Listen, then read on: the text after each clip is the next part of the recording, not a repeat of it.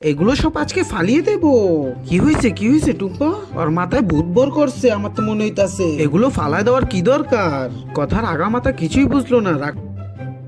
এগুলো অনেকদিন ধরে কোনো কাজে লাগছিল না, তার জন্য আমি ফেলে দিতে চাচ্ছি। সমস্যা নাই, এটা দিয়ে ভালো একটা রেসিপি পাক করে খাওয়াবো, তাহলে দেখবে সবার মন ঠিক হয়ে যাবে। এগুলোকে প্রথমে ধুয়ে নে ভালো মতো করে। তুই সকালে যে ব্যবহারটা করলি আমার তো মনে হয় না আমার পেট দিয়ে খাওন যাবে। টুম্পা এদিকে দে, আমিও হাতে হাতে কাজ করে দিই, তাহলে জলদি হয়ে যাবে। এগুলোকে প্রথমে ভালো মতো সিদ্ধ করে নিতে হবে এবং টুকরো টুকরো করে নিতে হবে, যাতে আমরা সবাই খেতে পারি ভালো মতো করে। আর মুরগিটাও সাথে কাটে নেব। আর গাইস, তোমরা তো জানোই মুরগি পাকানোর জন্য কি কি ধরনের মশলা দরকার। সব ধরনের উপাদান দিয়ে নিয়েছি এবং পাক করছি। আসলেই হাতে হাতে কাজ করলে অনেক জলদি কাজ হয়ে যায়। হয়েই গেল আমাদের রান্না। এই নাও, আজকে বিশেষ ভাবে বানিয়েছি। বুইরা কাকু, তুমি খেয়ে দেখো। তুমি তো অনেক কথা বলছিলে তখন তখন তো বুঝলাম না। না বলে পারছি না, তুই অনেক ভালো রাঁধিস। সকালে যদি টুম্পা ঝগড়া না করতো তাহলে কি এত সুন্দর খাবার খেতে পারতে বলো?